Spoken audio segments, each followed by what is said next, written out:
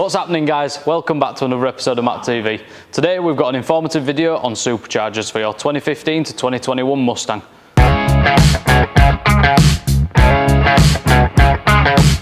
We're answering questions today on all things superchargers, starting with what supercharger should you go for.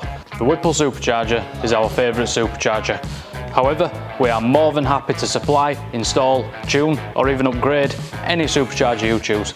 So why the Whipple supercharger? The Whipple supercharger we feel is the best value for money supercharger on the market. Now it is one of the higher end price ones, but we're talking value for money, not cost. So I want to talk about scalability of the superchargers as well.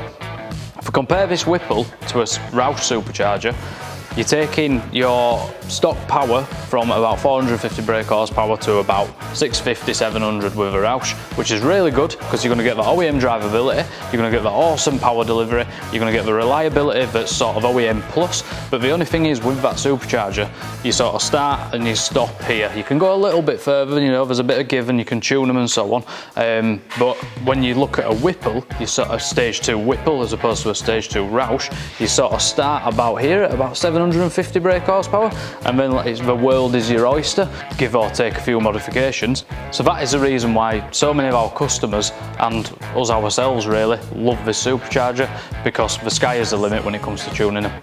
So you found the supercharger you want. Do you go stage 1 or 2? They're a bit of a price difference, but we'll tell you why you should go stage 2, or we recommend you should go stage 2. A Roush Phase 1 supercharger will tend to make around 650 brake horsepower. A Whipple Phase 1, stage 1 Whipple, will make around 675, so a little bit more, they're about the same. When you've got that on your car, it's a big number, it's a big increase from the stock power, it'll feel mega different. But the truth is, everybody gets used to that power, or most people seem to do. And then when the first thing you have to do is turn that stage 1 Whipple into a stage 2, which is injectors and throttle body.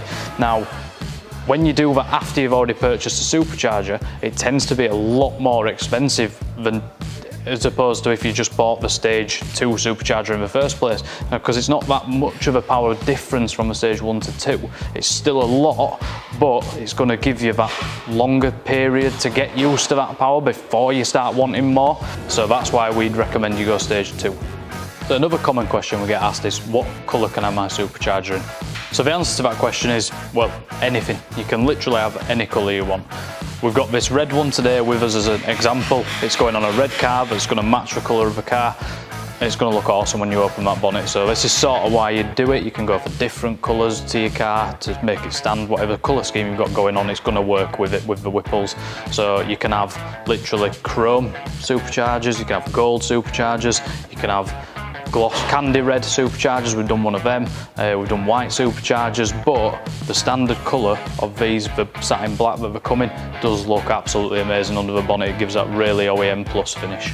Also, you can go as far as upgrading your air tube, which goes about here, and then your airbox, you can get carbon fibre ones and so on. And on the older Whipples, if you do manage to find one of them somewhere, you can get carbon jack covers and stuff. But you know, that's the little things. It's the colour is the important thing. How much power am I getting from my Whipple supercharger stage 2? 15 to 17s tend to make around 820 brake horsepower. The 18 onwards cars with the GPF solutions in the exhaust system, they only make about 750. It's still a lot, but it's because of a restriction in the exhaust system. So another question we get asked a lot is, why turbo and not supercharge, or why supercharge and not turbo? So the reason why a lot of our customers and us ourselves run a Whipple supercharger on our demo car is because it fits in with the car's characteristics. Obviously it's a supercharger, it's V8 muscle, you know, it's very European to turbo V8. So sticking with the American theme, first of all, supercharger.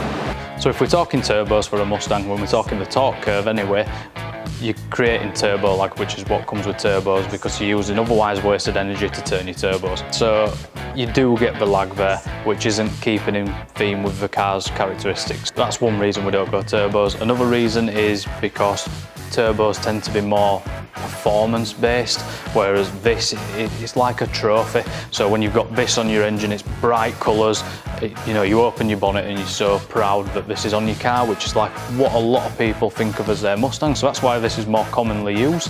Turbos, however, you know, they kind of, you know, can be a bit ugly, or they can be so out of way you can't even tell they're turboed. So yeah, this is why we use a supercharger. What supporting modifications do you need to do to your Mustang for a supercharger? So you don't actually need to do any modifications when installing a Whipple supercharger, but we recommend you do. There are a few things we recommend you do, but first things first, oil pump and crank gear. Oil pump and crank gears from stock can shatter under higher horsepower applications. Definitely recommended oil pump and crank gear when doing a supercharger. Another thing when upgrading your car to this much power, power is nothing without control.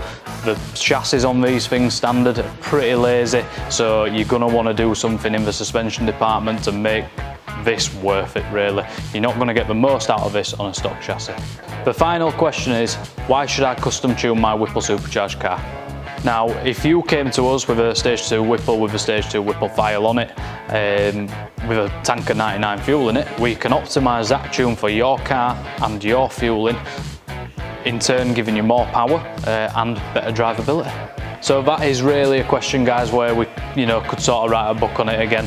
We have got plenty of other videos on this channel about tuning if you want to know more about it. We've got loads of posts of cars that have done more power than a stock stage 2 for evidence for you. So yeah, thanks for watching, guys. I hope I've answered all your questions on Whipple superchargers. But if you do have any more, just let us know and yeah, we'll get to it.